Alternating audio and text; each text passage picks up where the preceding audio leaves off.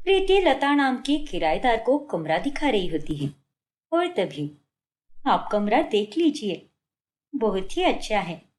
और यहाँ की इस खिड़की से हवा भी आती जाती रहती है। और आपने रोड तो देख ही ली है, कितनी अच्छी और चौड़ी रोड है ये। तो आपको यहाँ रहने में कोई दिक्कत नहीं होगी।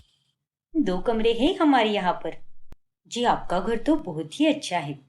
इतने बड़े बड़े 2 कमरे हैं। तो मैं सोच रही हूँ कि आज ही अपना सामान लेकर यहाँ पर शिफ्ट हो जाओ। और नहीं तो क्या, अगर आपको इतना पसंद है तो इसमें सोचने वाली क्या बात है भला। पर आप एक बार अपने परिवार वालों से भी बात कर लेती ना। अरे, मैं तो इस घर की बहू हूँ, तो मेरी बात कोई नहीं टालेगा। वैसे भी बहन जी, आप खुद ही बताइए कि मैंने कोई गलत बात थोड़ी ना की है। ये हमारे 2 कमरे तो खाली ही पड़े रहते हैं। और अगर मैं इन 2 कमरों को किराए पर दे दूंगी तो उससे हमारे ही घर में पैसे आ जाएंगे ना। और इस तरह से तो हमारा भी फायदा होगा और आपका भी फायदा होगा। जी, आपने बिल्कुल सही कहा। लता और प्रीति दोनों बात कर ही रहे होते हैं कि तभी वहां पर प्रीति की सास निर्जा आती है। अरे बहू, ये कौन है? अरे, ये हमारे मोहल्ले में ही रहती है, शांता काकी के घर किराए पर। वो अपना घर खाली करवा रही है ना, तो मैंने ये सोचा कि इन्हें अपना ही घर दिखा दूं। वैसे भी ये 2 कमरे तो हमारे खाली ही रहते हैं। और अगर इन 2 कमरों में अगर ये अपने परिवार के साथ रह लेगी तो इनको भी छत मिल जाएगी और हमें भी किराएदार मिल जाएगा। अरे नहीं बहू, इन्हें हम बाद में जवाब देंगे। फिर लता वहां से चली जाती है। अरे, ये तो क्या कर रही थी बहू? देख, तू अभी नई नई आई है, तो तुझे हमारे घर का कुछ भी पता नहीं है। अरे, कुछ करने से पहले पूछ तो लिया करना। मुझे पूछने में कोई एतराज नहीं है माँ जी, लेकिन मैं थोड़ी ना कोई गलत काम कर रही हूँ। अब आप खुद ही बताइए, हमारे घर के ये 2 कमरे तो ऐसे ही खाली रहते हैं ना। तो अगर मैं इन 2 कमरों को किराए पर दे दूंगी तो उसमें क्या बिगड़ जाएगा? जो पैसे आएंगे वो घर पर ही आएंगे ना। हाँ बहू, ये तो बिल्कुल सही सोच रही है। और हर बहू या फिर हर गृहिणी का पहला काम तो यही होना चाहिए कि अपनी ससुराल की भलाई के लिए सोचे। हमारे घर में ये 2 कमरे खाली जरूर हैं, लेकिन ये कमरे हम कभी किराए पर नहीं देते। लेकिन माँ जी, इन 2 कमरों की तो हमें कोई भी जरूरत नहीं है, तो फिर हम यहाँ पर कोई किराएदार क्यों नहीं रखते? तुझे पता है बहू, हमारे आसपास कितने घूमने वाली जगह है। पास ही में एक धार्मिक स्थल भी है। और जो कोई भी लोग यहाँ पर आते हैं ना, तो किसी किसी को होटल वगैरह बहुत महंगा पड़ता है, तो हम उन लोगों को अपने घर के कमरे में रहने के लिए जगह देते हैं, लेकिन फ्री में बहू। और इससे हमें थोड़ा बहुत पुण्य भी मिल जाता है और किसी मजबूर की मदद भी हो जाती है। तो ऐसी बात है। अच्छा हुआ जो आपने मुझे बता दिया। और अब से इस पुण्य के काम में मैं भी आपकी बराबर की हिस्सेदारी करूंगी। प्रीति अब अपनी सास को कुछ भी नहीं कहती। फिर रात के समय, मुझे तो बहुत ज्यादा नींद आ रही है प्रीति, पेट बहुत फुल हो गया है, तो मैं सोने के लिए जा रहा हूँ। ठीक है अजय, तुम जाओ कमरे में, मुझे थोड़े बर्तन धोने हैं, तो वो धोकर मैं भी आ जाऊंगी। फिर प्रीति अपना काम खत्म करके सोने जाती है कि तभी दरवाजा खटखटाने की आवाज आती है। इतनी रात को एक कौन आया होगा? फिर प्रीति जब देखती है तब दरवाजे पर एक आदमी खड़ा होता है। जी, आप कौन? दरअसल मैंने सुना है कि आप लोग यहाँ पर टूरिस्ट या फिर किसी जरूरतमंद की मदद करते हो। जी, आपने बिल्कुल सही सुना। तो मुझे भी यहाँ पर एक रात रुकना है। दरअसल मैं यहाँ पर किसी काम से आया था, तो मैंने सोचा कि घूम फिर भी लेता हूँ, लेकिन रात में रुकने के लिए सारे होटल इतने महंगे हो गए थे और मेरे पास इतने पैसे भी नहीं थे। इसलिए मैं यहाँ पर चला आया और सोचा कि आज की रात में यहीं पर गुजारा करूँ। हाँ, तो इसमें चिंता वाली क्या बात है? आप यहाँ पर आराम से रुक सकते हैं। लेकिन आपको कोई परेशानी तो नहीं होगी ना? अरे नहीं नहीं, इसमें भला कैसी परेशानी? फिर प्रीति आनंद को कमरे में लेकर जाती है। आपका बहुत बहुत शुक्रिया। मैं तो यही सोच रहा था कि इतनी रात में मैं कहाँ पर जाऊंगा। वैसे अगर कुछ खाने को मिल जाता तो अच्छा होता, लेकिन अगर नहीं भी होगा तो कोई दिक्कत नहीं है। अरे नहीं नहीं, इसमें दिक्कत वाली क्या बात है? और वैसे भी आप भूखे आए होंगे। रुकिए, मैं आपके लिए कुछ खाने के लिए लेकर आती हूँ। फिर प्रीति रात के समय खाना बनाती है और वो उसे आनंद को देती है। आपका बहुत बहुत शुक्रिया। मैं सुबह होते ही निकल जाऊंगा क्योंकि मेरी अर्ली मॉर्निंग ट्रेन है। कोई बात नहीं, आप चिंता मत कीजिए और आराम से सो जाइए, और जब आपको जाना हो तब आप चले जाइएगा। फिर सुबह प्रीति अपने काम में लग जाती है और तभी वहां पर नीरजा आती है। अरे बहू, रात में कोई आया था क्या यहाँ पर? हाँ माँ जी, मैं सोने ही जा रही थी कि तभी एक आदमी आ गया और उन्हें एक रात के लिए रुकने के लिए जगह चाहिए थी और वो काफी भूखे भी थे, तो इसीलिए मैंने उन्हें खाना भी बनाकर दे दिया। वाह बहू, अरे हम सबको तो आदत है, क्योंकि हमारे घर पर कोई भी कभी भी आ जाता है तो हम उसे रहने के लिए जगह दे देते हैं। लेकिन तुझे तो इन सब की आदत नहीं होगी ना, और उस कारण से तुझे रात में कितनी परेशानी हुई होगी। परेशानी नहीं माँ जी, उसे तो पुण्य कहते हैं, और वैसे भी मुझे कोई दिक्कत नहीं हुई। ऐसे ही एक दिन, अरे वाह प्रीति, आज तो तुम कोई भी काम नहीं कर रही। लगता है फाइनली पति के लिए समय मिल ही गया तुम्हें। अरे बाबा, जब हमारे घर में कोई मेहमान या गेस्ट आ जाता है मैं तभी बिजी रहती हूँ, और आज तो कोई भी नहीं आया है ना, इसीलिए मैं बिल्कुल फ्री हूँ। तो बताओ आज क्या करें, या फिर आज भी तुम्हें कोई दूसरा काम करना है? अरे आप ये कैसी बातें कर रहे हैं? आज तो मैं बिल्कुल फ्री हूँ, तो फिर आज हम कहीं घूमने चलते हैं। अरे वाह, तो फिर तय रहा। बताओ कहाँ पर चलना है तुम्हें? मैं पहले तैयार हो जाती हूँ, फिर तय करते हैं कि कहाँ पर जाना है। ऐसे ही एक दिन जब घर में कोई भी नहीं होता और तभी प्रीति अपने सास के साथ बाजार गई होती है, तभी अरे माँ जी, ये सरिता काकी बार बार फोन क्यों कर रही है? अरे फोन कर रही है तो कोई काम होगा ना बहू, उठा ले और बात कर उससे। फोन पर बात करने के बाद प्रीति अपनी सास के साथ जल्दी से घर आ जाती है। मुझे किसी ने यहाँ के बारे में बताया कि आप लोगों के यहाँ पर हम मुफ्त में रह सकते हैं। देखिए, मैं यहाँ पर अपनी पत्नी के इलाज के लिए आया हूँ और वो अभी अस्पताल में भर्ती है। अरे वो सब तो ठीक है, और हम आपकी मजबूरी भी समझ रहे हैं, लेकिन आपको भी थोड़ा देखना चाहिए था ना। अगर कोई घर पर नहीं है तो उनका थोड़ा इंतजार कर ले। अब देखिए, आपके कारण हम बाजार जाकर भी बिना सब्जी लेकर ही घर वापस लौटे हैं। अरे रहने भी दीजिए ना माँ जी, अब इनकी भी मजबूरी है ना। और आप भैया चिंता मत कीजिए, मैं आपको कमरा दिखा देती हूँ, तो फिर आप वहां पर आराम से रह लीजिएगा। इस तरह से प्रीति सबकी मदद करती है और उस कारण से प्रीति का स्वभाव सबको पसंद आने लगता है। आप कितनी अच्छी हो भाभी। अरे कोई भी घर पर क्यों ना आ जाए, अब किसी को भी मना नहीं करती। हमें तो शुरू से ही लोगों के आने जाने की आदत हो चुकी है, लेकिन आपको तो आदत नहीं थी ना।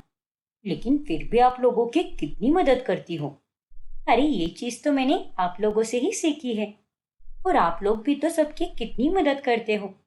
उसके लिए कुछ भी नहीं सोचते या फिर उनसे कोई पैसे भी नहीं लेते, और अगर वही काम मैं कर रही हूँ तो उसमें कौन सी बड़ी बात है। फिर कुछ दिनों के बाद जब स्वीटी घर पर नहीं होती, तभी उसके पीछे से उसकी सहेली रेशमा आ जाती है। अरे भाभी, स्वीटी कहाँ पर है? मुझे उससे मिलना है।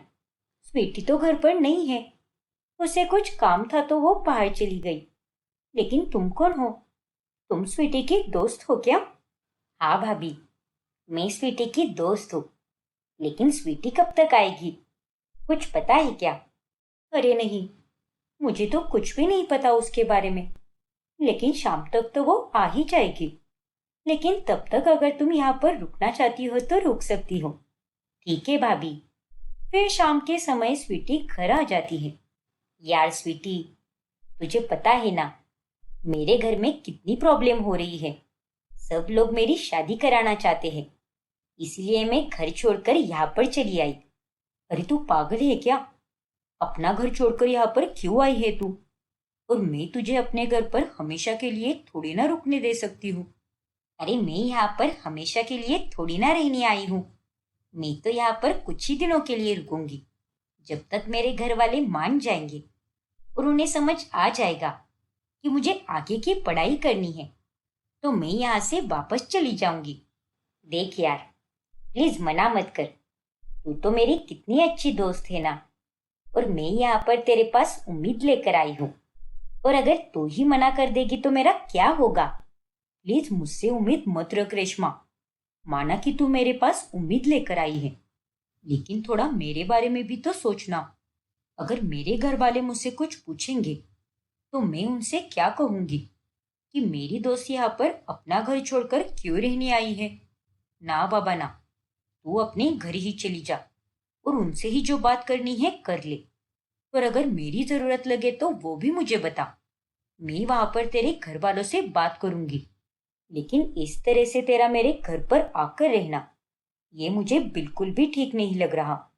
अरे नहीं स्वीटी, ये तुम क्या बोल रही हो? अगर तुम्हारी दोस्त तुम्हारे पास आई है तो वो कुछ सोचकर ही आई होगी ना। और अगर तुम ही उसकी मदद करने से हाथ पीछे लोगी तो तुम्हारी दोस्त को कितना बुरा लगेगा। और अगर यही सब तुम्हारे साथ होता तो तुम भी अपनी दोस्त से ही मदद मांगती ना।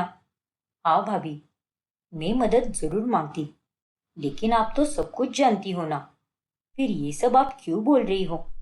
और मुझे इसकी हरकतें गलत लग रही है। इसे अपनी फैमिली से बात करनी चाहिए।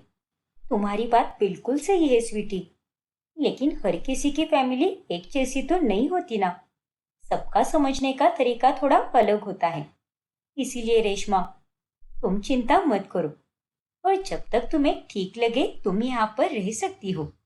वैसे भी हमारे घर पर तो कितने सारे लोग आकर रुकते हैं और हम उनको तो कभी मना नहीं करते। और आज तो तुम्हारी दोस्त आकर यहाँ पर रुकना चाहती है, तो हम भला उसे मना कैसे कर सकते हैं? हाँ भाभी, शायद आप सही कह रही हो। चल रेशमा, मैं तुझे कमरा दिखा देती हूँ। यार स्वीटी, तेरी भाभी तो बहुत अच्छी है। हाँ रेशमा, वो तो है। फिर जब रेशमा और स्वीटी दोनों बाजार जाती हैं, तभी वहां से प्रीति के लिए कुछ नई नई साड़ियां लेकर आती हैं। ये देखिए भाभी, हमने आपके लिए ये साड़ियां लेकर आई है। अरे वाह, ये साड़ियां तो बहुत ही सुंदर है, लेकिन इन सब की क्या जरूरत थी? जरूरत थी भाभी। अरे आप तो घर में कितना बिजी रहती हो, और उसके चलते आपको खुद के लिए बिल्कुल भी समय नहीं मिलता। और आप अगर खुद पर ध्यान नहीं दे रही हो तो इसका मतलब ये थोड़ी ना है कि हम भी आप पर कोई ध्यान ना दे। हाँ भाभी, ये सारी साड़ियाँ आपके लिए, और आज शाम को हम तीनों मूवी भी देखने चलेंगे। सच में मैं तो बहुत ही किस्मत वाली हूँ कि मुझे इतनी अच्छी ननंद और उसकी इतनी अच्छी सहेली मिली। और जब हम तीनों मूवी देखने जाएंगे तब मैं वहां पर इन्हीं में से कोई साड़ी पहन लूंगी। परफेक्ट। चलो भाभी, मैं तो अपने कमरे में आराम करने जा रही हूँ। तब तक आप भी जाकर आराम कीजिए। फिर अगली सुबह जब रेशमा बाथरूम में नहाने जाती है, तभी अरे मैं तो टॉवेल लाना ही भूल गई, अभी लेकर आती हूँ। फिर रेशमा तौलिया लेकर आती है और वो कुंडी लगाना ही भूल जाती है कि तभी अजय बाथरूम में घुस जाता है। बचाओ, कोई बचाओ मुझे। रेशमा की आवाज सुनकर पूरा परिवार वहां पर आ जाता है। ये सब यहाँ पर क्या हो रहा है? मैं तो यहाँ पर ये सोचकर आई थी कि मुझे मेरी सहेली के घर आसरा मिलेगा और मैं यहाँ पर कुछ दिनों के लिए बेफिक्र होकर रह सकती हूँ, लेकिन मेरे साथ तो यहाँ पर बदसलूकी की जा रही है। मैं नहाने गई और कुंडी लगाना ही भूल गई, तो यहाँ पर ये तेरा भाई मेरे पीछे पीछे आ गया। सच में इन्होंने तो बहुत ही घटिया हरकत की है, मुझे बिल्कुल भी पसंद नहीं आया। अरे नहीं बाबा, तुम गलत सोच रही हो। ये सब क्या हो रहा है अजय? वो प्रीति। अरे आप क्या बताओगे? बताऊंगी तो मैं उन्हें। मैं बाथरूम में नहाने गई थी और ये पीछे से आ गए घर में मेहमान आए हैं तो इन्हें थोड़ी तो तमीज होनी चाहिए ना। यार प्रीति, तुम्हें तो पता ही है कि हमारे बाथरूम का नल खराब हो गया है, इसलिए मैं यहाँ पर नहाने चला आया। और मुझे सच में नहीं पता था कि यहाँ पर इस बाथरूम में कोई हो सकता है, क्योंकि अगर मुझे पता होता ना तो मैं इस तरह से अंदर आता ही नहीं। और तुम तो मुझे जानती ही हो ना प्रीति। हाँ अजय, मैं तुम्हें अच्छे से जानती हूँ। और रेशमा, तुम सच में गलत समझ रही हो। मैंने ही अजय से कहा था कि दूसरे वाले बाथरूम में जाकर नहा लो। अरे तुम यहाँ पर अजय की गलती बता रही हो और ये यहाँ पर अपनी गलती मान भी रहा है। लेकिन तुम्हारी गलती का क्या? तुम्हें भी तो ध्यान रखना चाहिए था ना। अगर तुम बाथरूम के अंदर कुंडी लगाकर रखती तो अजय इस तरह से दरवाजा खोलता ही नहीं ना। अरे यही बात तो मैं इसे कब से समझाने की कोशिश कर रहा हूँ। देखो रेशमा, तुम मेरी बहन की दोस्त हो और इसका मतलब तुम मेरी भी बहन हुई ना। तुम सच में गलत समझ रही हो और मैं जानता हूँ कि तुम्हें बुरा लगा है और उसके लिए मैं तुमसे दिल से माफी मांगता हूँ। अरे नहीं भैया, ऐसे मत कहो। भाभी बिल्कुल सही कह रही है। गलती मेरी भी थी और मैं काफी डर गई थी और बस इसीलिए मैं चिल्ला बैठी। कोई बात नहीं रेशमा, गलती सबसे हो जाती है और तुम्हें अपनी गलती समझ आ गई है और यही बहुत है। लेकिन सच कहूं तो इसमें गलती थोड़ी हमारी भी थी। हम लोग तो मेहमानों का वॉशरूम इस्तेमाल करने लग गए, लेकिन मैं अभी प्लम्बर को बुलाकर नल ठीक करवाती हूँ। और तुम रेशमा, बिल्कुल मत घबराओ, ये तुम्हारा ही घर है। फिर कुछ दिनों के बाद उनके घर पर एक बहुत ही बड़ी फैमिली रहने के लिए आती है। आप सब लोग चिंता मत कीजिए, मैं आप लोगों को कमरा दिखा देती हूँ। हमारे यहाँ पर 2 कमरे हैं, तो आप लोग वहाँ पर रह सकते हैं। आपको चाहिए हो तो मैं आपके लिए एक्स्ट्रा के गद्दे भी लगवा दूंगी। जी आपका बहुत बहुत धन्यवाद। हमें लगा था कि इतनी बड़ी फैमिली देखकर आप हमें रहने के लिए मना कर दोगी, लेकिन आपने ऐसा नहीं किया। अरे इसमें मना करने वाली क्या बात है? अगर आप लोग यहाँ पर आए हो तो कोई आस लेकर ही आए होंगे ना, और आप यहाँ पर आराम से रह सकते हो। जी शुक्रिया। फिर प्रीति किचन में खाना बनाने लगती है। आज तो काफी सारा खाना बनाना है, जल्दी जल्दी हाथ चलाना पड़ेगा। अरे ये तो क्या कर रही है बहू? माना कि तेरा ससुराल एक धर्मशाला है, लेकिन इतना बड़ा परिवार सिर्फ 2 कमरों में कैसे रह पाएगा? और तूने उन्हें रहने के लिए हाँ क्यों कर दी? अरे माँ जी, लोग तो यहाँ पर देव दर्शन के लिए आते हैं। अब आप ही सोचिए कि अगर इतना बड़ा परिवार किसी होटल में रहने के लिए जाएगा तो उन्हें कम से कम 6 कमरे तो लेने ही पड़ेंगे, और उन 6 कमरों का उन्हें कितना किराया देना पड़ेगा? अब ये गरीब परिवार पहली बार यहाँ पर देव दर्शन के लिए आया है, तो इसीलिए मैंने उन्हें हाँ कर दी।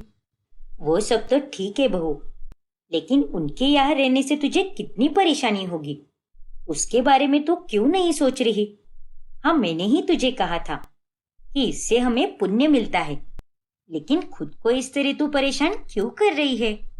मैं खुद को परेशान नहीं कर रही माँ जी, मैं तो बस ये सोच रही हूँ कि किसी की मदद करने से कितना अच्छा होता है। मानना पड़ेगा बहू, तू सच में कमाल है। अरे तू तो किसी भी परिस्थिति को बड़े ही आसानी से संभाल लेती है, और यहाँ तक कि मुझे पता भी नहीं चलने देती कि उससे तुझे परेशानी हो रही है। अरे नहीं माँ जी, अगर मुझे किसी भी परिस्थिति में कोई परेशानी होगी ना, तो मैं खुद सामने से आकर आपको बोल दूंगी कि अब मुझसे नहीं हो रहा। लेकिन जब मुझसे सब कुछ आसानी से हो रहा है तो मैं उसे जरूर करूंगी ना। और वैसे भी भगवान ने हमें कितना कुछ दिया है, तो हम उन्हीं में से जरूरतमंद लोगों की मदद कर दे तो उसमें क्या बुराई है? सच में बहू, तू तो बहुत ही प्यारी है, और भगवान तुझे हमेशा खुश रखे और तुझे हर परेशानी से दूर रखे। अरे माँ जी, मेरे पास परेशानी कैसे आ सकती है?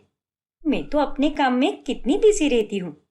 उल्टा मुझे देखकर तो परेशानी भी यही सोचेगी कि ये लड़की तो पहले से ही कितनी बिजी है, तो इसे तो मैं बिजी ही रहने देता हूँ। हाँ बहू, ये बात तो तूने बिल्कुल सही कही। वैसे भी मैं बहुत खुशकिस्मत हूँ जो कि तू इस घर की बहू बनकर आई है। यही अगर तेरी जगह पर कोई और होता ना, तो वो पता नहीं क्या करती। और मुझे पूरा यकीन है कि तेरी तरह दूसरी कोई भी लड़की इस परिस्थिति को संभाल ही नहीं पाएगी। सच में बहू, तूने तो अपने ससुराल को धर्मशाला मान ही लिया है। अच्छा माँ जी, बातें तो होती ही रहेगी, लेकिन मैं पहले काम कर लेती हूँ। वैसे भी मुझे बहुत सारा खाना बनाना है। अब प्रीति काम करने लग जाती है। फिर कुछ ही देर बाद में एक छोटा सा बच्चा खेलते हुए एक कांच का जार तोड़ देता है। अरे दीदी, गलती से गिर गया, मैंने जानबूझकर नहीं किया। वाह, जानबूझकर नहीं गिराया। अरे खुद को भी थोड़ा सोचना चाहिए था ना कि अगर आप किसी के घर पर आए हो तो जरा शांति से बैठे रहो। तुमसे उतना भी नहीं बैठा गया क्या? कहाँ पर है तुम्हारे पापा? बुला कर लाओ, मैं बात करती हूँ उनसे। पता नहीं बच्चे को कैसे संस्कार दिए हैं। किसी के घर जाकर इस तरह से उछल कूद करते हैं क्या? स्वीटी की डांट सुनकर बच्चा रोने लगता है और उसकी आवाज सुनकर प्रीति वहां पर आती है। अरे क्या हुआ है बेटा, तुम इतना क्यों रो रहे हो? देखिए ना आंटी, ये दीदी मुझे बहुत डांट रही है। ये जार मुझसे गलती से टूटा है और मैं झूठ नहीं बोल रहा। मैंने जानबूझकर कुछ भी नहीं किया। ये सब क्या है स्वीटी? तुम इस बेचारे बच्चे को डांट क्यों रही हो? अरे आपको पता भी है क्या भाभी, इसने कितना कीमती जार तोड़ दिया है। अरे कोई बात नहीं स्वीटी, वो सब थूक दो ना, बच्चा ही तो है। और ये बच्चा अब नहीं खेलेगा तो कब खेलेगा? नहीं भाभी, यहाँ पर बात खेलने की है ही नहीं, बल्कि ये बात तो तमीज की है।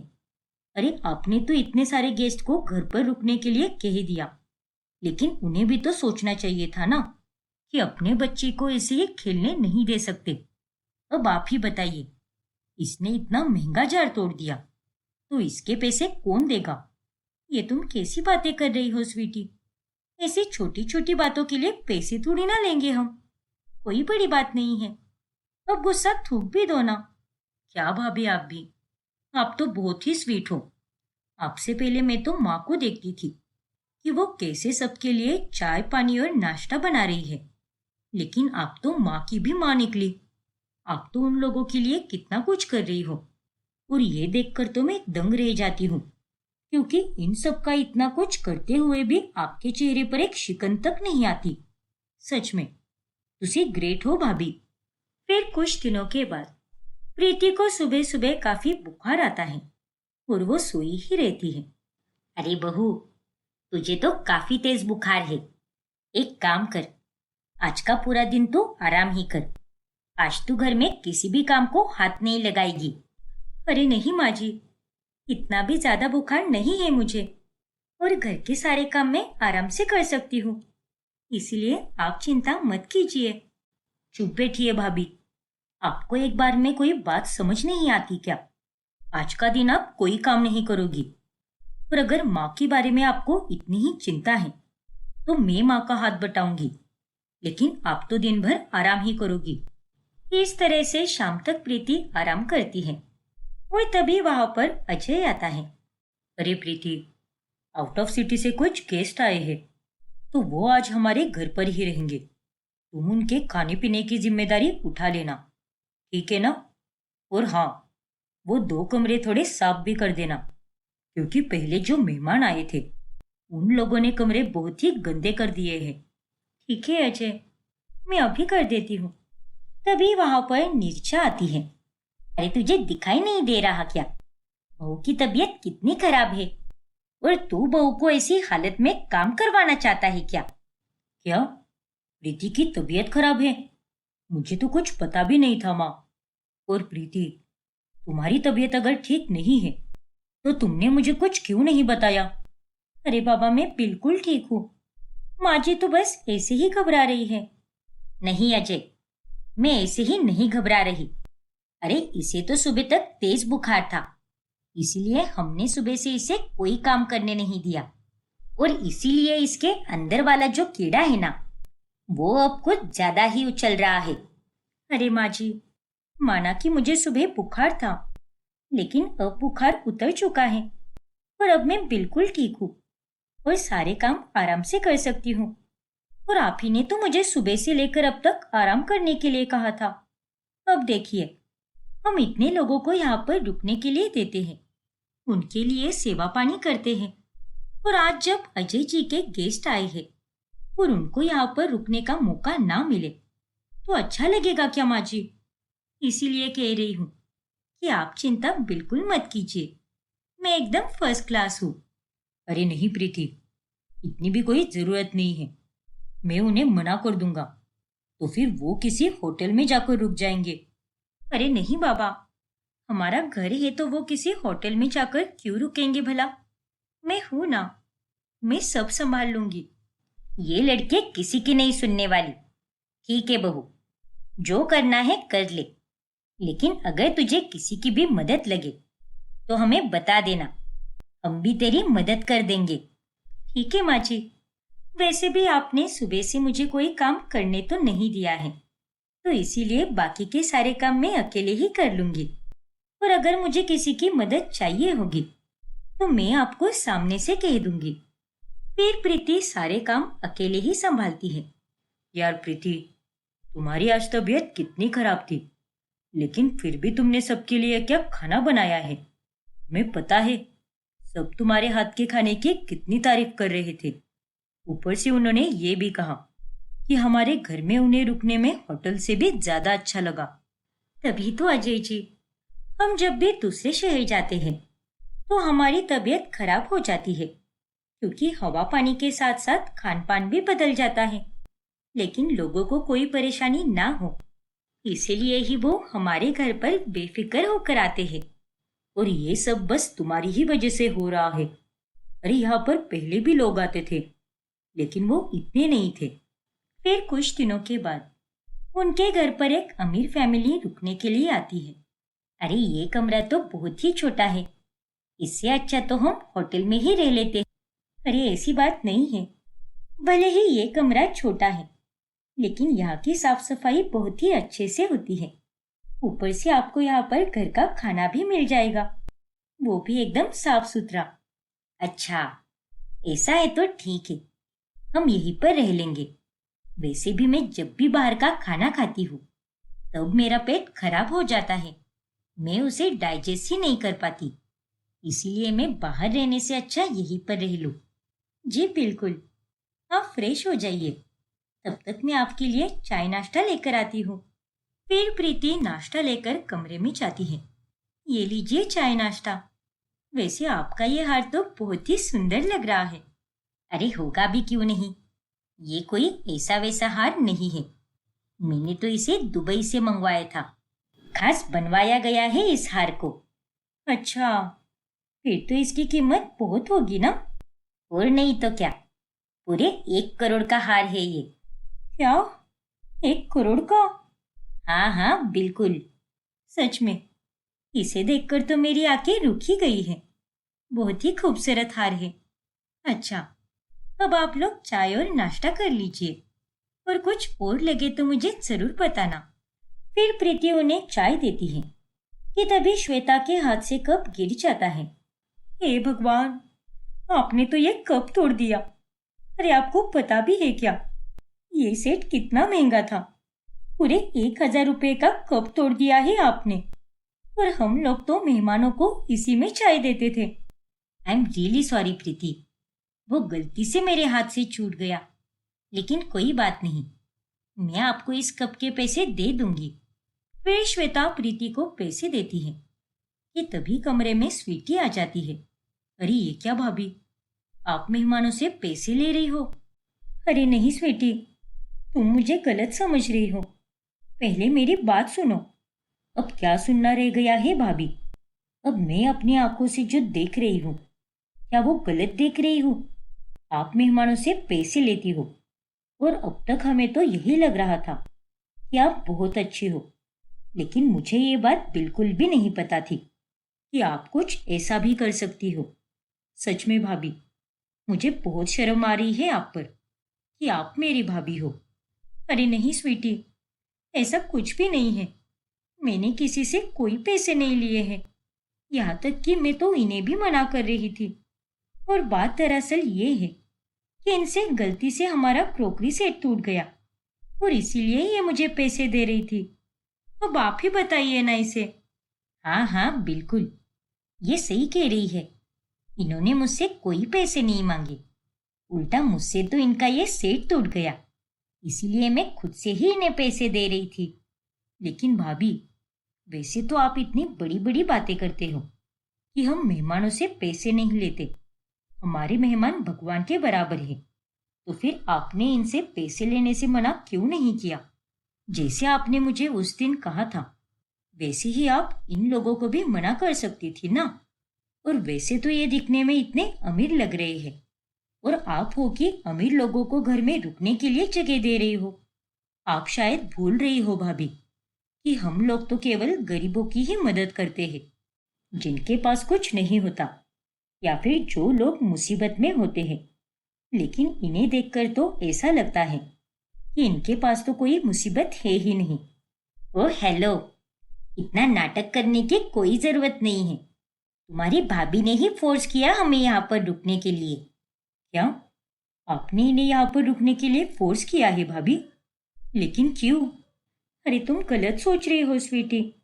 हम मुसीबत में रहने वाले लोगों की नहीं, बल्कि जिनको हमारी जरूरत लगे हम तो उनकी ही मदद करते हैं।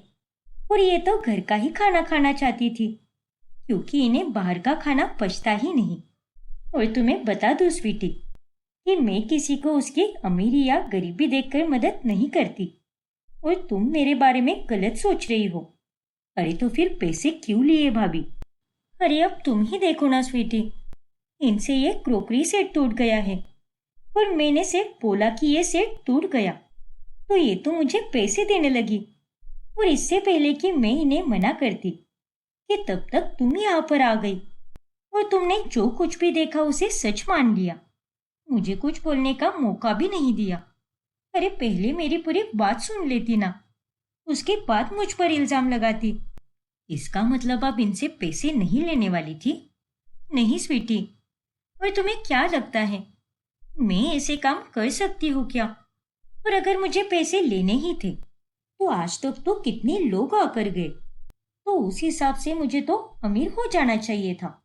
मुझे माफ कर दीजिए भाभी, मैं ही गलत समझ बैठी और मैंने आपको उल्टा सीधा बोल दिया। कोई बात नहीं स्वीटी, अब गलती हो गई तो हो गई, उसमें कौन सी बड़ी बात है। गलती तो सबसे होती ही रहती है और आज तुमसे भी हो गई, लेकिन मुझे बुरा नहीं लगा। फिर कुछ दिनों के बाद, अरे बहू तुझे याद है ना, शाम को हमें पार्टी में जाना है। हाँ माँ जी, याद है मुझे।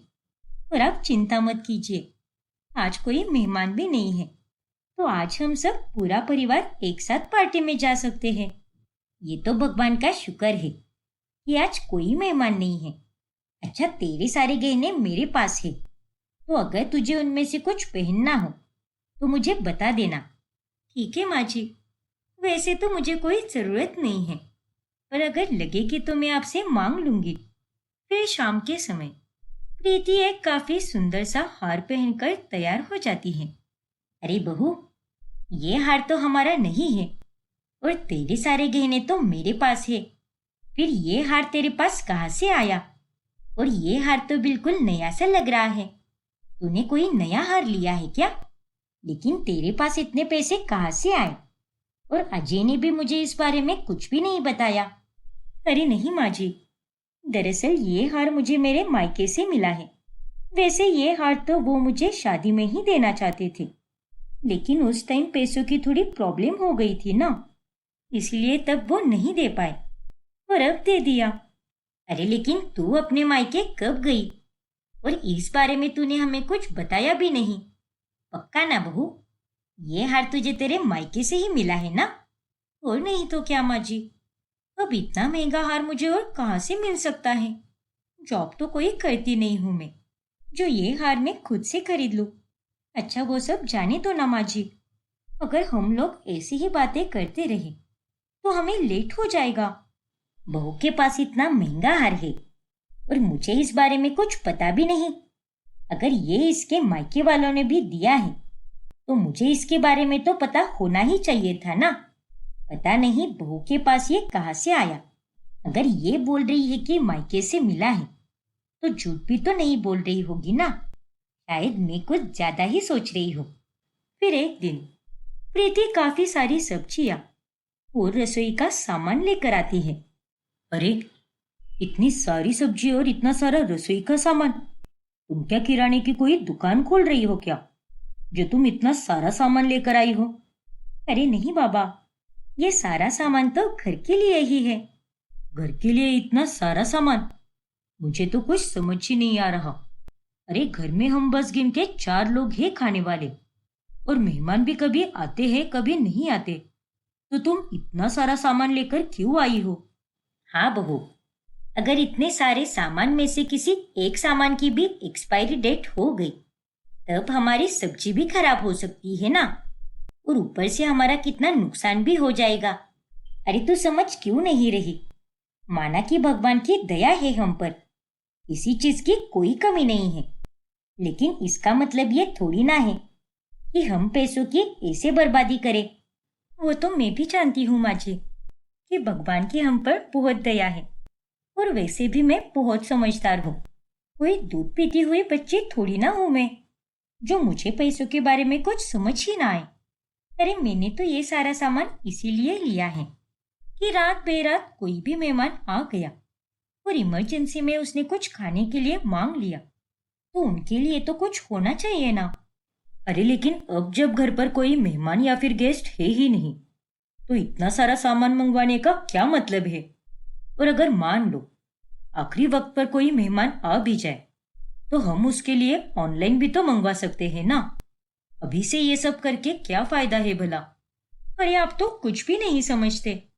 अरे मैंने तो अभी से ये सब इसीलिए किया है क्योंकि मेहमान तो आते ही है ना। और देखना, मेरा दिल कह रहा है कि आज भी घर पर मेहमान जरूर आएंगे। लेकिन बहू, तू इतने यकीन के साथ ये कैसे कह सकती है कि मेहमान आते ही होंगे? और आज मेहमान आएंगे ये तुझे कैसे पता? अगर आज या फिर कल में कोई मेहमान नहीं आए तो ये सारा सामान खराब हो जाएगा ना। अरे माँ जी, आप तो मुझसे इस तरह से बोल रही हो जैसे कि आपको मुझ पर कोई शक हो। और मैंने तो ये बात इसीलिए कही क्योंकि बाहर देखिए, मौसम कितना अच्छा हो रहा है, और इस मौसम में लोगों को घूमना फिरना बहुत पसंद आता है। और आज जब मैं बाजार में सामान ले रही थी तब वहां पर काफी भीड़ थी, और इसीलिए मैंने अंदाजा लगाया। ठीक है बहू, तू जो भी कर रही है वो सही है, पर ध्यान रहे किसी भी चीज का कोई नुकसान मत होने देना। आप चिंता मत कीजिए माँ जी, मैं सारी चीजों का एकदम सही से इस्तेमाल करूंगी। देखना आप, प्रीति अब पूरे घर को काफी सुंदर सजाती है, और वो सबके लिए काफी ज्यादा महंगे महंगे तोहफे भी लेकर आती है। Happy anniversary Ajay ji. मुझे पता था कि आप हमारी एनिवर्सरी भूल गए होंगे, लेकिन मैं नहीं भूली। मैंने हमारी एनिवर्सरी के लिए कितना कुछ प्लान किया है। अरे वाह बहू, सच में मेरे बेटे को तो तुझसे ज्यादा अच्छी लड़की कोई मिल ही नहीं सकती। वो निकम्मा तो भूल गया, लेकिन तुझे याद रहा। और याद भी क्यों नहीं होगा माँ जी? यही तो खास दिन था वो, जिस दिन हम दोनों एक ही बंधन में बंधे थे। इसलिए आज के दिन को और खास बनाने के लिए मैंने ये सब प्लान किया है। अरे तुमने कुछ नहीं, बहुत कुछ किया है प्रीति, लेकिन ये सब डेकोरेशन करने के लिए तुमने पैसे तो मेरे ही लिए होंगे। अरे कुछ भी मत कहिए, मैंने आपके जेब में से कोई पैसे नहीं लिए हैं, बल्कि ये सब तो मैंने खुद के पैसे से किया है। अरे लेकिन बहू, ये डेकोरेशन और ये महंगे महंगे तोहफे देखकर तो यही लग रहा है कि इस पर कम से कम 25 से 30 हजार का खर्चा तो हुआ ही होगा। हाँ माँ जी, आपने बिल्कुल सही कहा। वैसे मानना पड़ेगा, आप तो हिसाब में बहुत सही हो। ये सब करने के लिए मुझे पूरे 30,000 रुपए लगे हैं। अरे लेकिन बहू, तूने तो कहा कि तूने अजय से कोई पैसे नहीं लिए, और तू बाहर जाकर भी पैसे नहीं कमाती, तो इतने सारे पैसे तेरे पास कहाँ से आए? अरे माँ जी, मैं थोड़ी ना कोई चोरी चकारी करूंगी। ये सारे पैसे मेरे बचत के पैसे हैं। अब देखिए, घर के राशन पानी में कितने पैसे लगते हैं। घर की किसी भी जरूरत में जहाँ पर 4 पैसे लगते हैं, मैं वहां पर 2 पैसे लगाकर वो बाकी के 2 पैसे बचा लेती हूँ। और ये सारे वही पैसे हैं। बूंद बूंद से सागर बनता है, ये तो मैंने सुना था, लेकिन तूने तो आज इसे सच कर दिखाया। सच में बहू, तूने तो बहुत पैसों की बचत की है, लेकिन जहां तक मुझे पता है तू खर्चे भी उतना ही करती है। अरे वही तो मुझे भी समझ नहीं आ रहा। थोड़े बहुत पैसे बचाकर इतने ज्यादा पैसे कैसे बचा लिए, ये सोचकर तो मुझे बहुत हैरानी हो रही है। अरे आप लोग तो बस यही करते रहो। आपको तो ये भी नहीं दिख रहा कि ये सब मैंने कितनी मेहनत से किया है। उल्टा आप तो मुझ पर शक कर रहे हो और मुझसे ही हिसाब मांग रहे हो।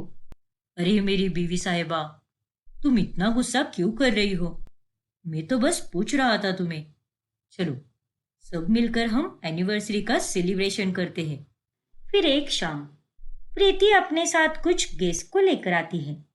अरे बहू, अब तक तो गेस्ट हमारे घर पर खुद ही आया करते थे पता ढूंढकर, लेकिन आज तो तू खुद ही लेकर आ गई है। तू क्या सड़क पर घूमने वाले लोगों को घर लेकर आ रही है क्या? अरे नहीं माँ जी, आप गलत समझ रही हो। मैं ऐसा थोड़ी ना कर सकती हूँ। वो तो ये लोग मुझे रास्ते में ही मिल गए और इत्तेफाक से ये लोग मुझसे हमारा ही पता पूछ रहे थे, तो मैं ही इन्हें अपने घर लेकर आ गई। वैसे बहू, कहना तो नहीं चाहती, लेकिन फिर भी कह रही हूँ। जब से तू आई है ना, तब से हमारा घर कभी खाली नहीं रहता। मेहमान तो आते जाते ही रहते हैं, लेकिन इससे पहले वो इतने कभी नहीं आए। अरे तो फिर ये अच्छी बात है ना माँ जी, आपको तो खुश होना चाहिए। फिर एक दिन जब स्वीटी आराम कर रही होती है, तभी प्रीति वहां पर पासबुक लेकर आती है। अरे स्वीटी, मुझे तुमसे एक काम था। ये मेरा पासबुक लेकर तुम बैंक जा सकती हो क्या? लेकिन भाभी, बैंक क्यों जाना है? अब देखो ना, घर पर कितने सारे गेस्ट आए हुए हैं, तो उन लोगों के लिए मुझे चाय पानी नाश्ता सब कुछ देखना पड़ता है। वरना मैं ही चली जाती वहां पर, क्योंकि मुझे अपने पासबुक में एंट्री करवानी है।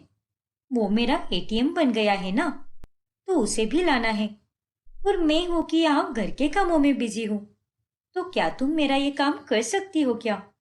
अरे क्या भाभी, आप भी, घर के काम तो मैं संभाल लूंगी ना। आप एक काम करो, आप ही चले जाओ बैंक, उसी बहाने थोड़ा घूम फिर भी लेना। अरे नहीं स्वीटी, भला तुम घर के काम क्यों करोगी? अरे मेहमानों का तो कोई भरोसा नहीं कि वो कब कौन सी चीज मांग ले। वैसे भी तुम कॉलेज जाकर थक जाती होगी ना, तो घर के काम तो मैं ही कर लूंगी। पक्का ना भाभी? अगर आपको मेरी मदद चाहिए तो मैं कर सकती हूँ, क्योंकि मुझे घर संभालने में कोई दिक्कत नहीं है। अरे नहीं बाबा, तुम तो बस मेरे बैंक चली जाओ और आते वक्त मेरा एटीएम लेकर आना। और हाँ, पासबुक की भी एंट्री करवा देना। वैसे एंट्री नहीं भी करवाओगी तो कोई दिक्कत नहीं होगी, लेकिन एटीएम जरूर लेकर आना। बस इतनी सी बात। ठीक है भाभी। अरे आप तो पहले से ही कितना सारा काम करती हो, तो मैं आपके लिए इतना भी नहीं कर सकती क्या? लाइए, दीजिए मुझे passbook. Thank you so much sweetie. फिर स्वीटी अपनी भाभी का पासबुक लेकर बैंक चली जाती है और वो वहां पर एंट्री करवा कर लेती है। लेकिन उस पासबुक को देखकर स्वीटी एकदम हैरान रह जाती है। अरे ये क्या, भाभी के बैंक अकाउंट में तो कितनी ज्यादा ट्रांजैक्शन है। राजेश जी पिछले हफ्ते आए थे और शारदा देवी उससे पिछले हफ्ते। अनीता रानी महीने की शुरुआत में ही आई थी। हे भगवान, ये तो वो सारे गेस्ट के नाम हैं जो हमारे घर पर रहने के लिए आए थे। शायद उन सभी लोगों ने भाभी के अकाउंट में पैसे ट्रांसफर किए हैं। इसका मतलब भाभी गेस्ट से पैसे लेती है। हे भगवान, अब तक तो मुझे ये लगता था कि भाभी अपने ससुराल को धर्मशाला समझती है, लेकिन वो तो आज तक सिर्फ दिखावा ही करते आई है। हमारे सामने तो कितनी अच्छी बनती है, लेकिन हमारे पीछे से लोगों से पैसे ऐंठती है। स्वीटी को अपनी भाभी के बारे में सब पता चल जाता है। फिर शाम के समय, आपको पता है माँ, कि आज मेरा प्रमोशन हो गया है, और वैसे भी मैं देख रहा हूँ कि अभी कुछ दिनों से घर पर गेस्ट भी नहीं है। तो क्यों ना हम सब मिलकर एक फैमिली ट्रिप पर चले जाए। अरे हमारे यहाँ पर तो जो भी लोग घूमने के लिए आते हैं वो हमारे घर पर ही रुकते हैं। तो मेरा भी मन करता है माँ कि मैं भी आप लोगों के साथ कहीं घूमने चला जाऊं। हाँ बेटा, अरे तूने तो मेरे मन की बात कह दी। इतने दिनों से मेरा भी यही मन कर रहा था। अरे हमारे यहाँ तो लोग पूरे परिवार के साथ आते हैं, तो मेरा भी मन था कि हम भी कहीं घूम कर आए। तो फिर तय रहा माँ, मैं ऑफिस से छुट्टी ले लूंगा, तो इस बार हम घूमने जाएंगे। हाँ हाँ बिल्कुल, मैं भी अड़ोस पड़ोस में बोल दूंगी। घर तो धर्मशाला है, इसलिए हम कहीं भी नहीं जा पाए, लेकिन अपनी धर्मशाला को कुछ दिनों के लिए ताला लगाना भी जरूरी है, क्योंकि हमें भी तो घूमने फिरने का मौका मिलना चाहिए। अरे नहीं नहीं, ऐसा नहीं हो सकता। हम बाहर कहीं घूमने नहीं जा सकते। ये तुम क्या कह रही हो प्रीति? हम घूमने क्यों नहीं जा सकते? अरे हम सबका इतना मन है, और वैसे भी इतने दिनों से तो गेस्ट आए भी नहीं है, तो फिर हम घूमने क्यों नहीं जा सकते? और तुम तो दिन भर घर में ही रहती हो, तो तुम्हारा कहीं बाहर जाने का मन नहीं करता क्या? मेरा भी मन करता है कि मैं भी अपने पूरे परिवार के साथ समय बिताऊं, दूर कहीं घूमने चली जाऊं, लेकिन हम अभी नहीं जा सकते। अरे लेकिन क्यों बहू, यूं ना ना क्यों कर रही है तू? और हम क्यों नहीं जा सकते घूमने? आखिर क्या कारण है तेरे पास? देखिए माँ जी, आप लोगों को मैं गलत लगूंगी, लेकिन आपको पता ही है ना कि हमारे घर पर कितने मेहमान आते हैं, और वो हमारे घर को धर्मशाला समझकर ही उनके घर के बाहर निकलते हैं। और अगर हम ही यहाँ से चले गए तो उन लोगों का क्या होगा? अब तक हमने जितने पुण्य कमाए हैं वो सारे पाप में बदल जाएंगे। और इसीलिए मैं कह रही हूँ कि हमें बाहर नहीं जाना चाहिए। अरे लेकिन हमारे मन का क्या? अरे तो हम अगले साल चलेंगे ना। वैसे भी अभी कोई घूमने लायक जगह बची ही नहीं है, इतना पोल्यूशन हो रखा है। लेकिन हम अगले साल पक्का जाएंगे, और उसकी प्लानिंग हम पहले ही करके जाएंगे। ठीक है बहू, अगर तू ये कह रही है तो यही सही, हम अगले साल चलेंगे। उनकी ये सारी बातें कमरे के बाहर खड़ी स्वीटी सुन लेती है। मुझे अच्छे से पता है कि भाभी का जाने का मन क्यों नहीं है, क्योंकि अगर वो यहाँ पर नहीं रहेंगी तो वो गैस से पैसे कैसे ले पाएगी। सच में भाभी तो बहुत ही चालाक है, सबके सामने कितनी अच्छी बनती है।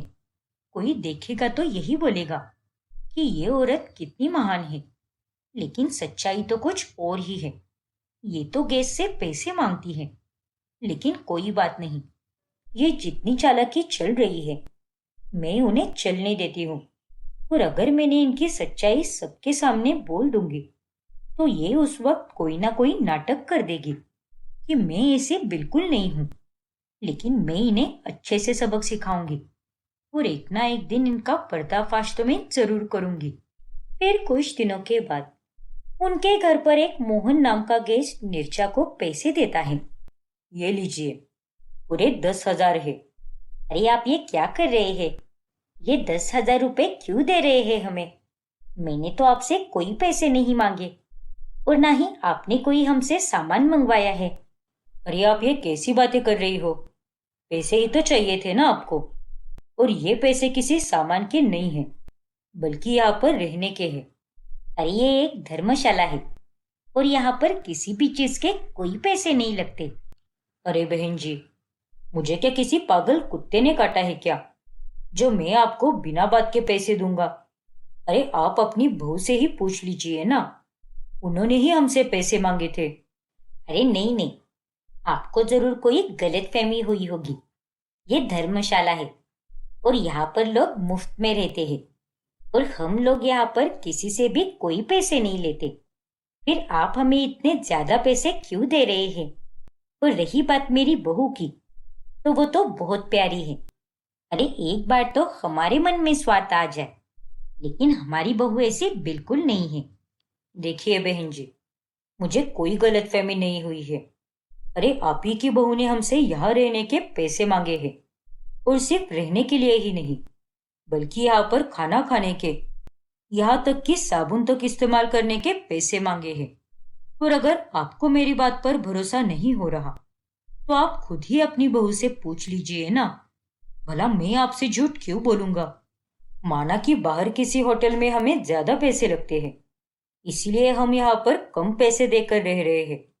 और हाँ, आप तो इसे धर्मशाला बोलो ही मत।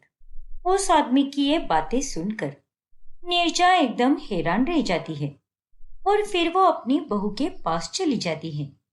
अरे माँ जी, आज आप मेरे कमरे में, कोई काम है क्या आपको मुझसे? नहीं बहू, मुझे कोई काम नहीं है, लेकिन मुझे तुझसे कुछ बात करनी है। हाँ बोलिए ना माँ जी, क्या बात करनी है आपको? देख बहू, सच सच बताना, घर आए मेहमानों से तू पैसे लेती है क्या? अरे नहीं माँ जी, आप ये क्या बोल रही हो? भला मैं मेहमानों से पैसे लूंगी? नहीं नहीं, मुझे अपने आप पर पाप थोड़ी ना लगवाना है। देख बहू, अब भी मौका है, झूठ मत बोल, सच सच बता दे। तू मेहमानों से पैसे लेती है तो वैसा बोल दे, मैं तुझे कुछ नहीं कहूंगी, लेकिन सच बता। मेरा यकीन कीजिए माँ जी, मैं सच बोल रही हूँ, मैं मेहमानों से कोई पैसे नहीं लेती। अच्छा, तो फिर आज जो मेहमान आए थे वो 10,000 किस बात के दे रहे थे तुझे? वो तो बोल रहे थे कि तूने ही मांगे हैं पैसे।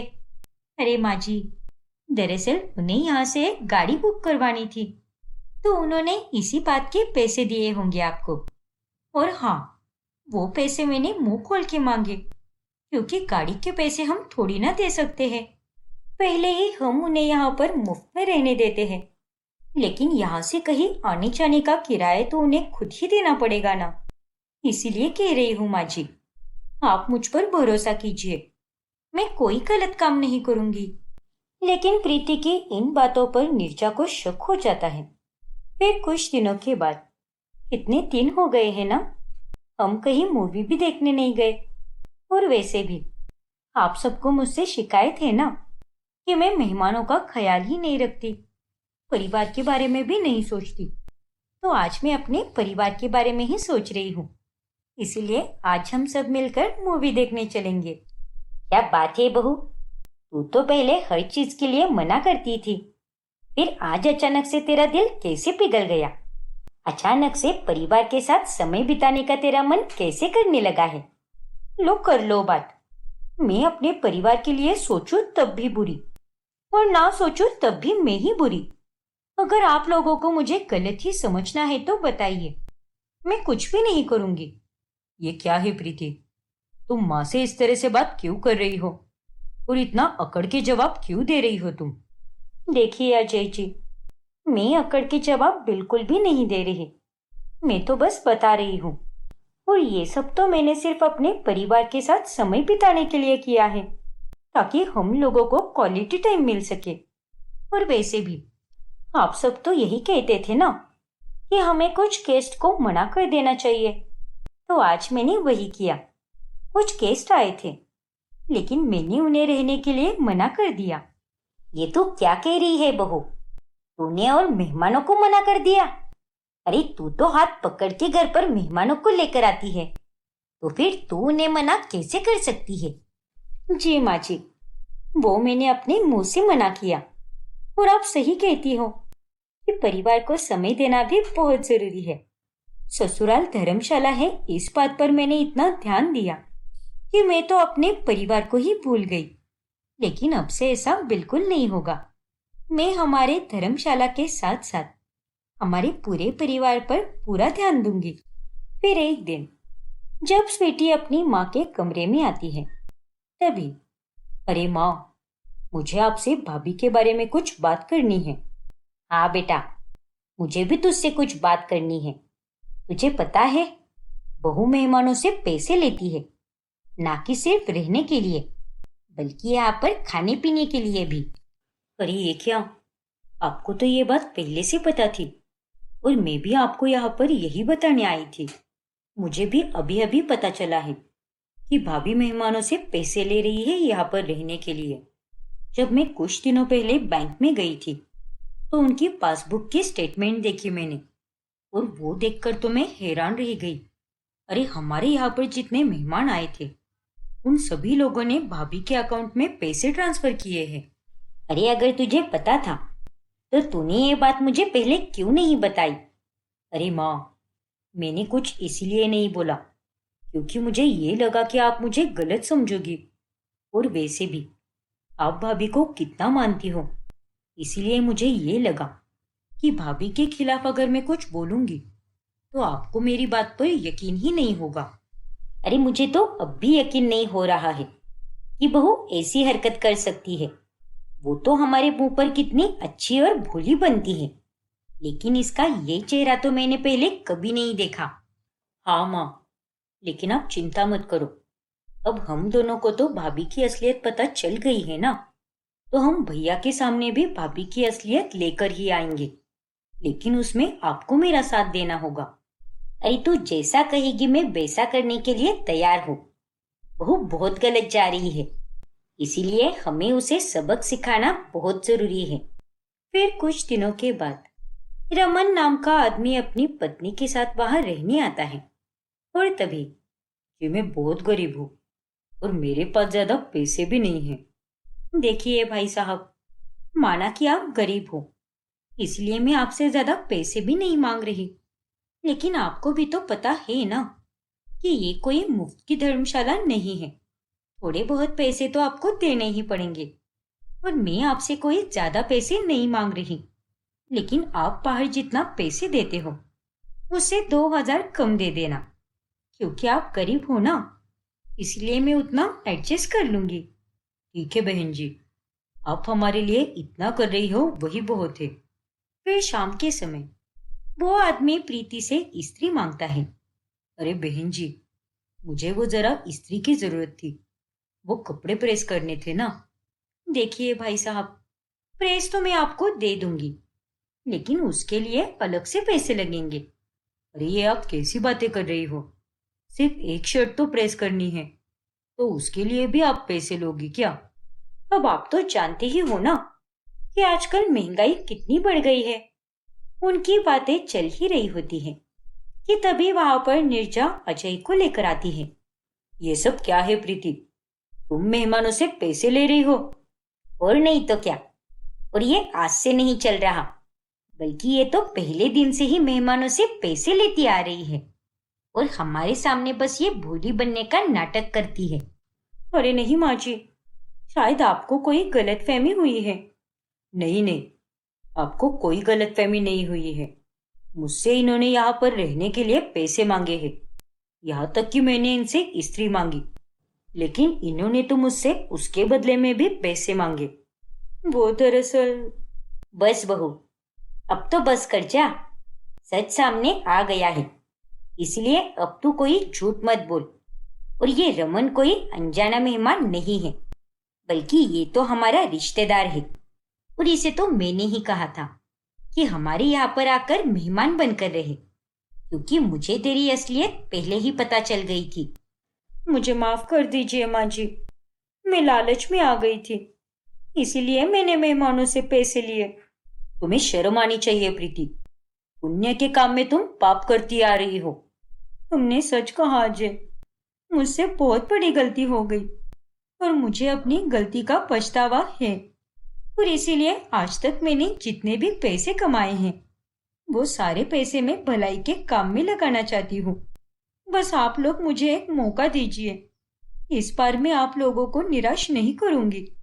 ठीक है बहू, अगर तू वाकई में ये मौका चाहती है तो हम तुझे ये मौका देने के लिए तैयार है, लेकिन अब तो हमें तुझ पर कोई भरोसा नहीं है। लेकिन उस दिन के बाद से प्रीति सच में सुधर जाती है, और अब तक जो धर्मशाला बस नाम की धर्मशाला थी, प्रीति उसे असली में धर्मशाला बनाती है, और ठगी के सारे पैसे वो अच्छाई के काम में इस्तेमाल करती है, और अपने ससुराल वालों का भरोसा वापस जीतती है।